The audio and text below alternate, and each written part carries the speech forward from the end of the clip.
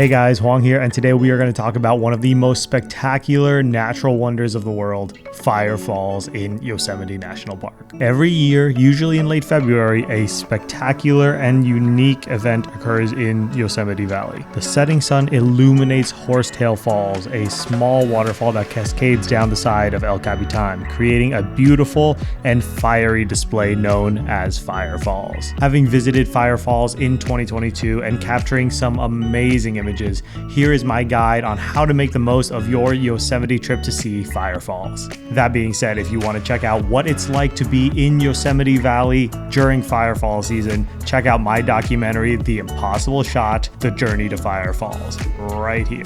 All right, let's dive into what you need to know. First off, plan your trip.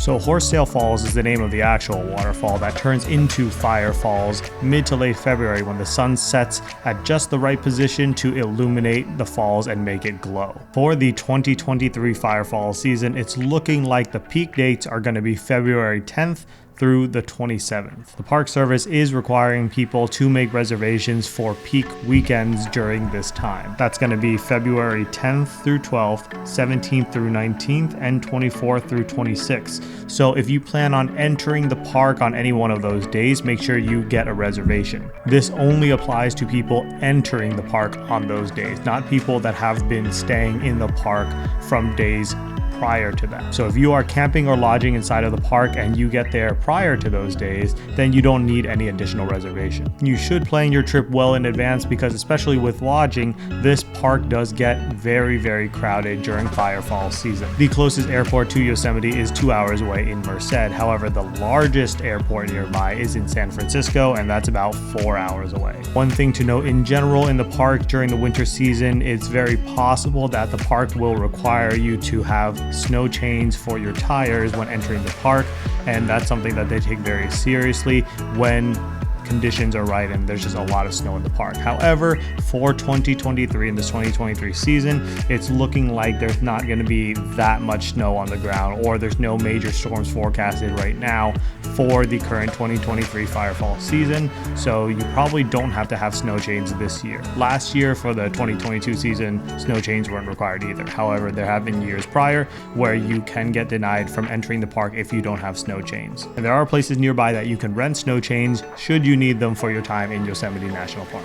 Staying inside of the park itself is very convenient as it allows you to go and take rests in between all of your adventures and do early morning hikes a lot easier and go stargazing at night and all of that. However, there is a price for the convenience and it does cost more to stay inside of one of the lodges inside of the park. During my time there in 2022, I stayed in the Yosemite Valley Lodge and I thought it was quite pleasant there. I enjoyed being able to go out on early morning hikes and then go grab lunch and then take a nap before heading out to go to the viewing area for Firefalls. Next is choosing where you're going to view the falls from. The main viewing area is the El Capitan picnic area. This area is best for viewing the falls when it has a lot of water, and this is also the closest spot to the waterfalls and is more of a front-on view. The next spot is along North Side Drive. There are a few pull-out areas along the road that you can stop at as shown in my documentary video, and these spots offer great views of the falls from the side profile. These spots are perfect if the flow of the waterfall is not that strong, and for 2023 it's looking like it's going to be similar to 2022,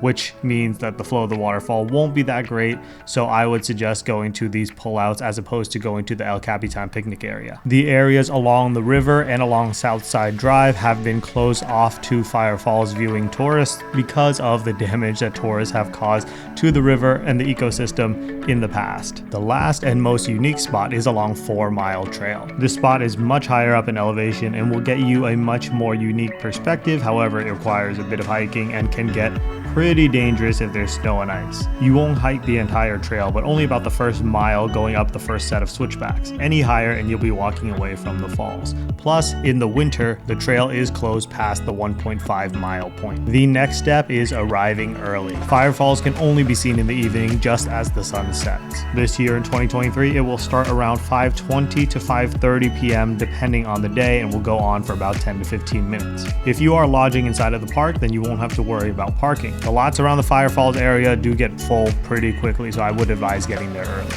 The main parking lot is at the Yosemite Valley Lodge, and if that parking lot is full, Then you can park at the Yosemite Village parking area or the Curry Village parking area and take a shuttle that will take you to the Yosemite Valley Lodge. Then the walk from the Yosemite Valley Lodge to the viewing area is about 1.5 miles each way. And this can be quite a bit of a trek if you are carrying a lot of heavy camera equipment, but on the bright side, the path is on the road and it is just flat and smooth the whole way there. The park does block off half the road along the North Side Drive for pedestrians to walk along, so you'll see a lot of people walking along this trail to get to Firefalls, so it's pretty much impossible to get lost. If you are a photographer and you care about your composition, then it's advised that you get to the viewing area at least an hour before Firefalls occurs. Make sure you factor in time for the hike as well. I personally went out there about 3 hours before Firefalls actually occur each day, and I packed along food, games, and a whole bunch of other things to keep myself occupied and just make sure that I had the exact composition, the time I needed to set up, and all of that, just to be able to enjoy my time out there. That brings me to my next tip, what to bring. When you walk out there earlier in the day, it will be much warmer than the walk back. Many people went out with just a hoodie or a light jacket because the sun was shining and it was fairly warm. However, Firefalls happens because the sun is setting, and around 30 minutes before it starts, it's going to start getting cold. And after the event ends, it will be much colder as the sun is completely gone. So regardless of how it felt earlier, it's going to get cold.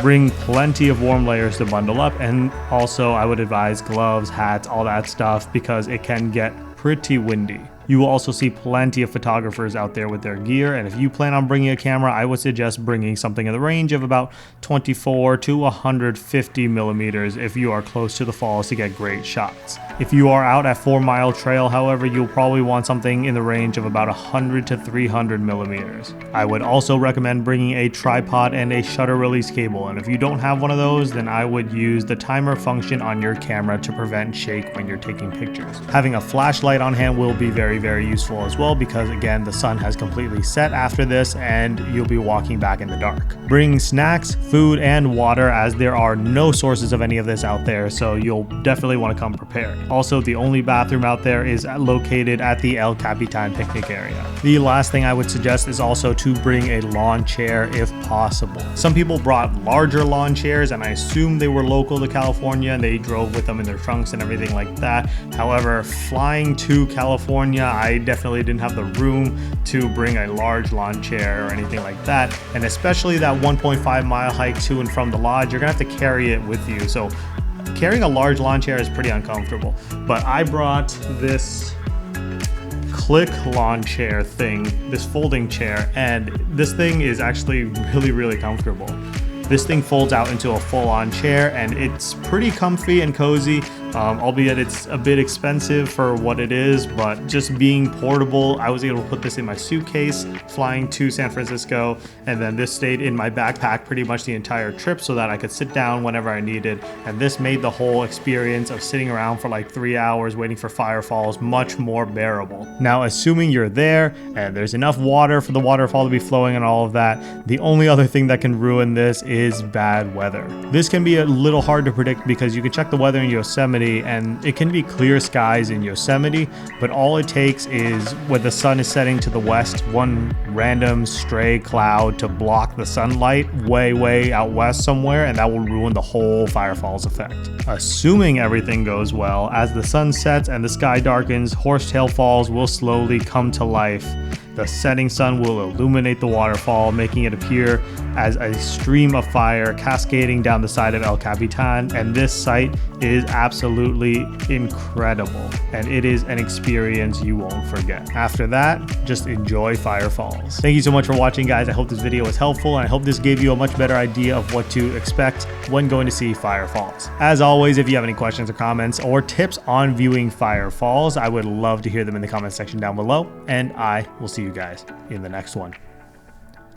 Sure, let go, I don't want to, but I'm gonna try. When she left me, yeah, got a little bit inside.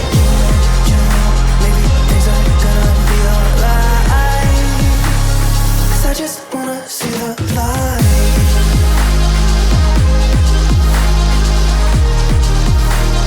I just wanna see the light.